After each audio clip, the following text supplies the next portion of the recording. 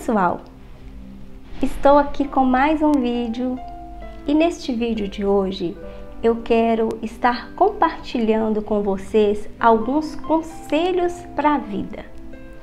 Mas você pode aí estar se questionando, como assim, Delvia? Conselhos? Ninguém está querendo conselhos.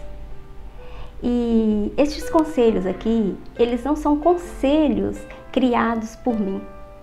Mesmo porque eu não me acho sábia a ponto de aconselhar ninguém. Eu não me acho apta a aconselhar ninguém. Mas estes conselhos que eu trago aqui são conselhos fundamentados na palavra de Deus. Todos eles têm referências aqui na Bíblia. E são conselhos que foram deixados para nós pelo homem que foi considerado o homem mais sábio, que foi o rei Salomão. E que bom que a gente tem acesso a estes conselhos tão sábios, tão valiosos, que se acatarmos estes conselhos, se colocarmos em práticas, nós seremos bem-sucedidos, nós teremos uma vida de sucesso, uma vida vitoriosa.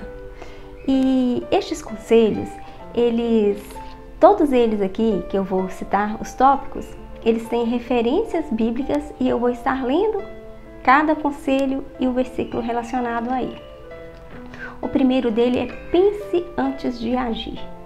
Todas as vezes que a gente age precipitado, a gente age sem analisar, sem pensar, a gente corre um sério risco de não dar certo, da gente se frustrar com o resultado das nossas ações impensadas.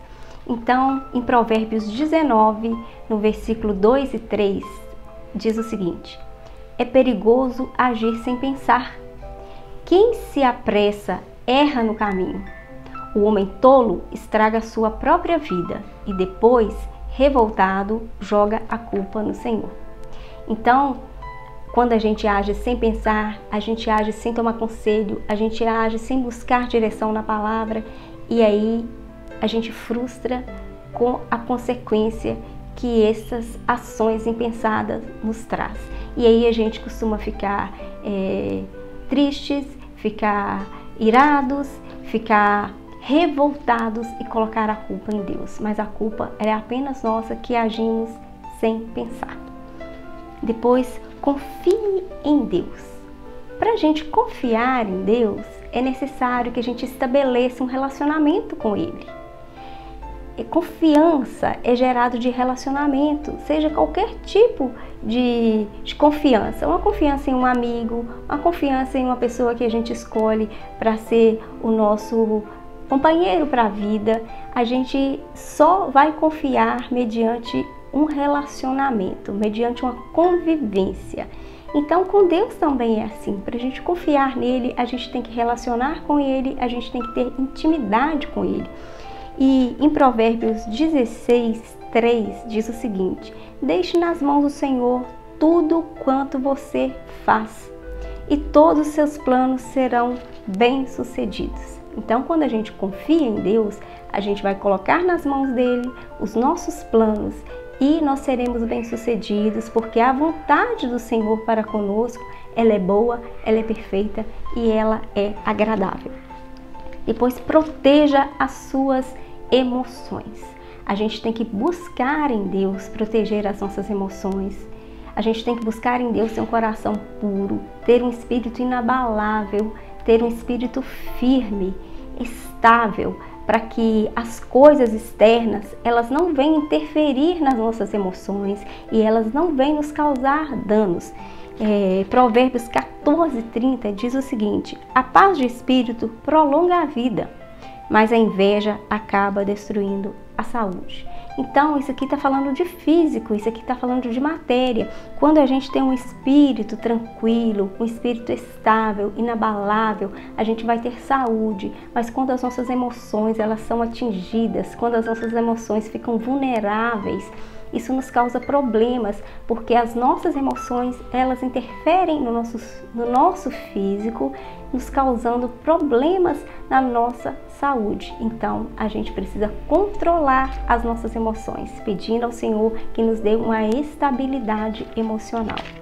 Depois fala em confessar seus pecados. A gente precisa ter uma vida limpa diante do Senhor, uma vida transparente diante do Senhor. Não que Ele não saiba o que a gente faz, quais os pecados que nós cometemos, quais os erros que nós cometemos. Ele sabe, mas Ele quer que a gente confesse a Ele. Ele quer que a gente exponha as nossas falhas, os nossos erros para Ele. E em Provérbios 28, 13 e 14 diz o seguinte: quem procura esconder seus pecados não prospera, mas quem confessa e abandona seus pecados alcança misericórdia. Quem vive diariamente no temor do Senhor será muito feliz, mas quem prefere fazer a sua própria vontade cairá na desgraça. Então a gente vê que a gente tem que colocar nossa vida diante do Senhor, a gente tem que procurar ser obediente ao Senhor, entregar a nossa vida a Ele, para que Ele venha nos abençoar. Depois fala sobre controle a sua língua, guarde a sua boca. A gente sabe que com a palavra falada não tem como voltar atrás.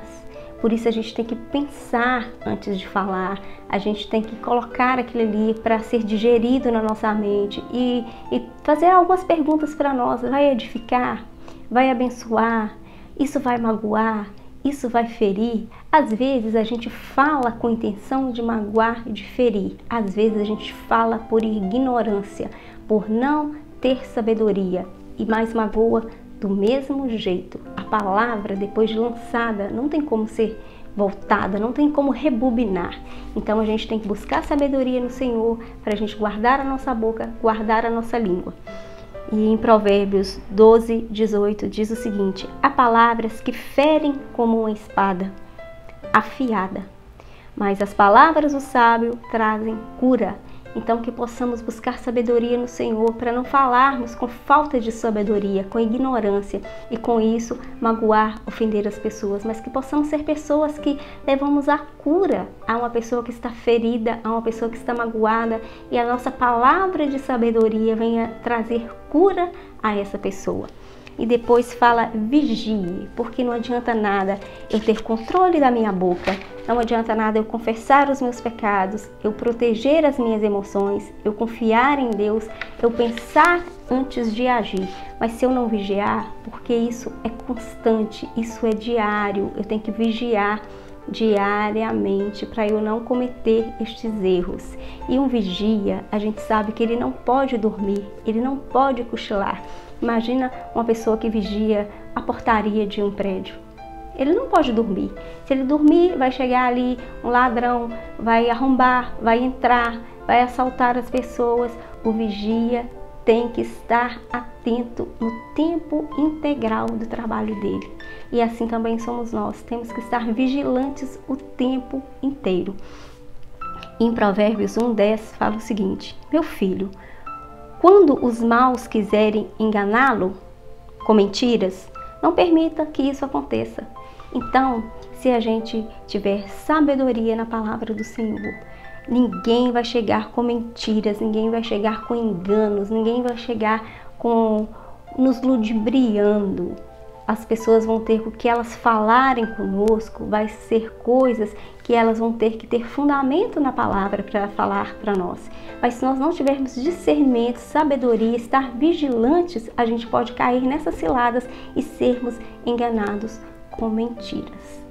Então, eu vou deixar todos esses textos aqui na descrição do vídeo. Se você tiver interesse, se você tiver vontade de estar lendo novamente esses textos, procurando, grifando na Bíblia de vocês, procurando entendimento, procurem esses conselhos, procurem colocá-los em prática, porque vocês serão bem-sucedidos. Então, não é que conselho, se fosse bom, não seria de graça. Sim, os conselhos que o Senhor deixou para nós, a palavra dele que ele deixou para nós é de graça. E todos nós temos acesso. E a gente tem que saber usufruir do que o Senhor deixou para nós. A gente tem que saber tomar posse das bênçãos que o Senhor deixou para nós. E vivermos com sabedoria, vivermos com uma vida de praticidade e uma vida que agrada o coração de Deus. Então eu espero que estes conselhos possam abençoar a vida de vocês, possam acrescentar a vida de vocês e que vocês também possam estar compartilhando estes conselhos com outras pessoas em forma de enviar esse vídeo. E não deixem de curtir esse vídeo, de inscrever neste canal e de ativar o sino para receber as notificações.